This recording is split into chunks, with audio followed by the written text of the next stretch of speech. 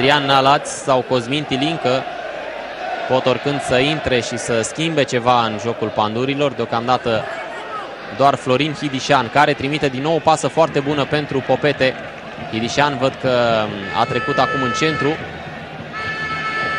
Adrian Rusu are mult spațiu acolo pentru a încerca centrarea, o face și gol! Gol reușit de Adrian Rusu de la mare distanță, o minge care îl surprinde pe Mircea Bornescu ieșit. Bucurie imensă pentru Adrian Rusu, care marchează împotriva fostei sale echipe. Multă nervozitate din partea lui Rusu, care a încercat să centreze, a lovit mingea, a greșit și l-a surprins pe Mircea Bornescu. Iată, a încercat să o lovească cu interiorul, i-a sărit un pic balonul, a lovit-o cu latul curat și mingea și-a schimbat traiectoria. Un gol norocos marcat de Pandurii Târgu Jiu, care... Șansele considerabil. Iordache execută această lovitură liberă, fază bună, gol! Pandurii! 2-1! Am anticipat acest gol din nou. Slabă apărare bistrițenilor la o fază fixă.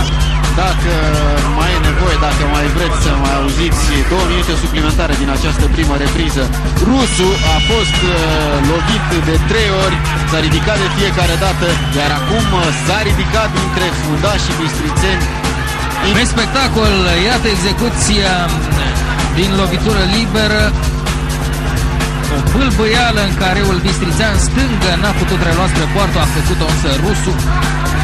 Da, a greșit acolo și un fundaș al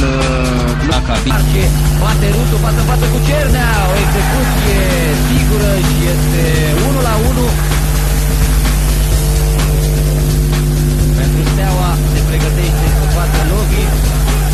Am adus aminte de meciul cu Valencia. Lovi a avut o execuție excelentă cu fosta campioană a Spaniei, fără gol, însă Lovi a recunoscut superbului la sfârșitul meciului că iau de Adrian Rusu și încearcă din nou norocul de la distanță, o încercare aplaudată de public.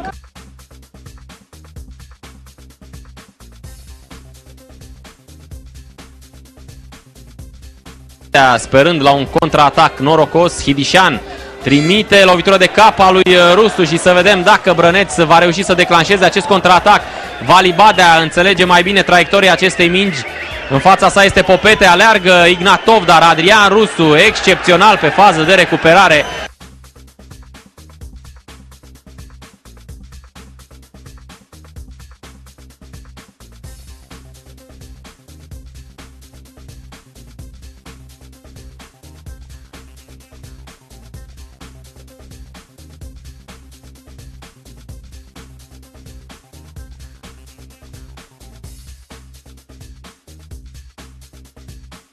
Apere Parpas, Nalas mai trimite o dată, însă imprecis.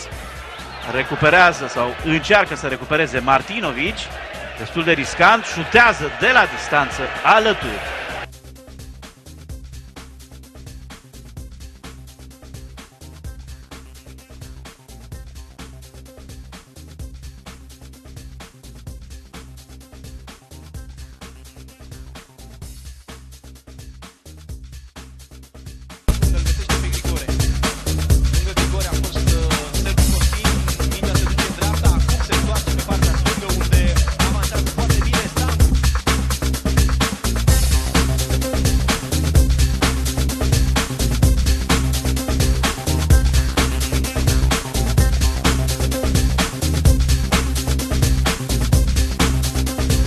Prea scurtă, recuperează Adrian Ilie, progresie bună cu mingea la picior a lui Adrian Ilie. Superioritate numerică pentru Pandurii Târgu Jiu, o minge, centrarea lui Rusu și devierea lui Munteanu trimite mingea peste poarta lui Brăneț. Supărat Adrian Rusu că această deviere nu a ajuns în plasa porții ieșene. S-a încălzit publicul prezent pe stadionul municipal din Târgu Jiu.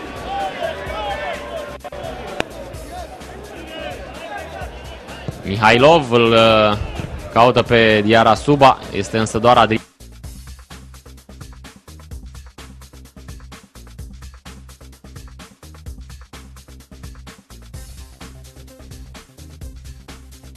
Primește Ghidician acolo de Popete. Rusu cu o pasă pentru Popete.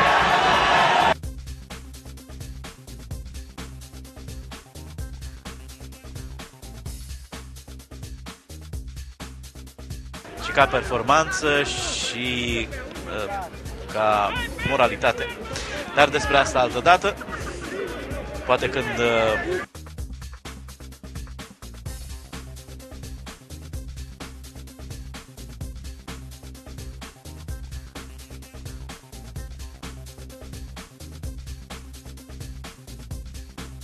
prima sa experiență pe banca unei echipe de Liga 1.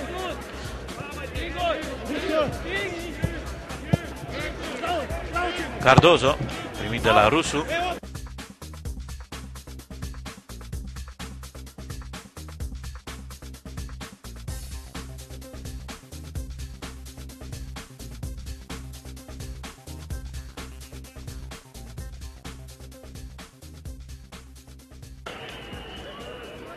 Pleacă acum centrarea pe jos. Ciudată alegere. Până la execuție a fost greșită. Atenție la această fază cu Frăsine.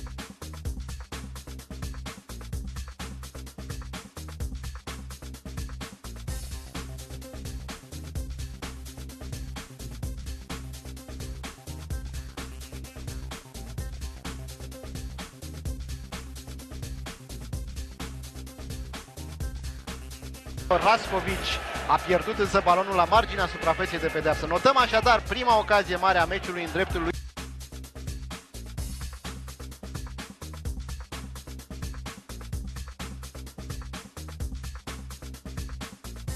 al primei reprize.